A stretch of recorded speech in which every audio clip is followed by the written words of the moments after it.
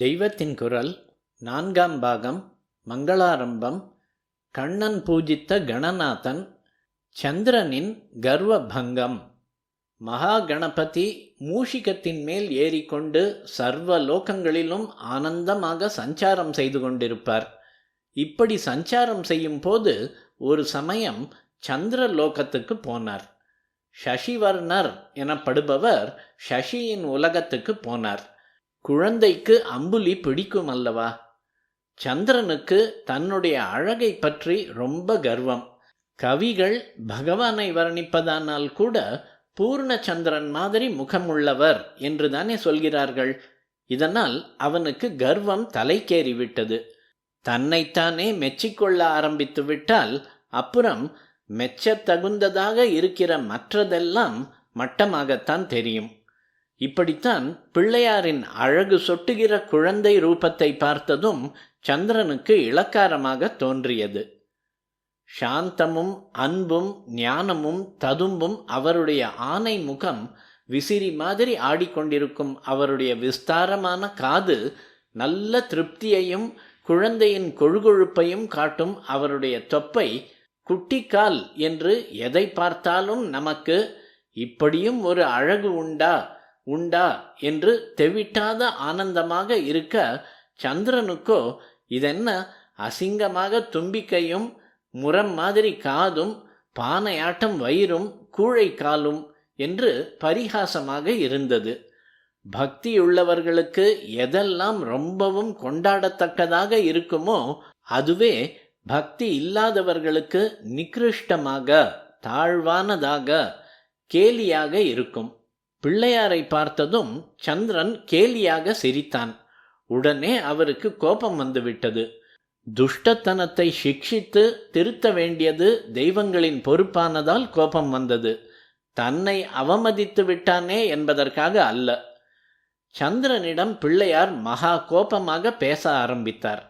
அடே சந்திரா, நீ வெள்ளை வெளேர் என்று கண்ணுக்கு குளிர்ச்சியாய் இருக்கிறாய். உன்னை கவிகளெல்லாம் ஸ்தோத்திரம் பண்ணுகிறார்கள் என்பதில்தானே உனக்கு கர்வம் தலைக்கேறியிருக்கிறது.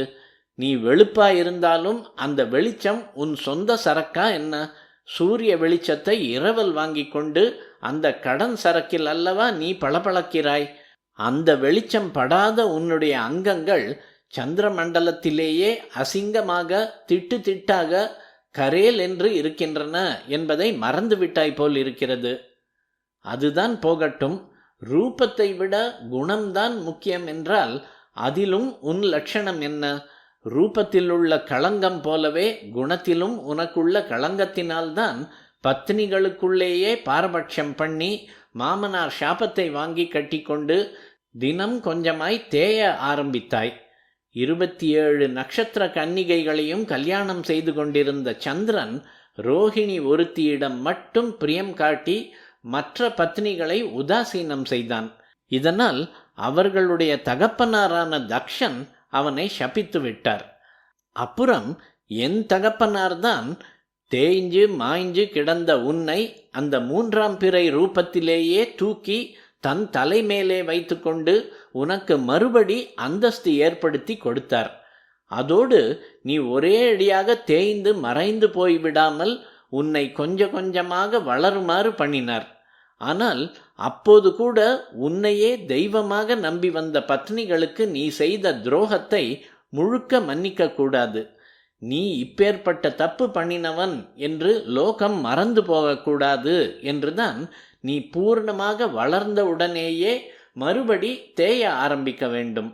மாறி மாறி அவருடைய கருணையை காட்டுவதற்காக வளர்வதாகவும் உன்னுடைய குணஹீனத்தை காட்டுவதற்காக தேய்வதாகவும் இருக்க வேண்டும் என்று ஏற்படுத்திவிட்டார்.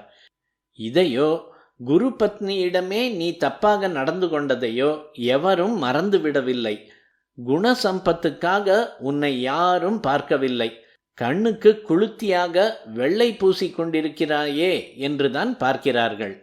இனிமேல் உன் ரூப சம்பத்துக்காகவும் உன்னை யாரும் பார்க்க மாட்டார்கள். அப்படி நான் சாபம் கொடுக்கிறேன்.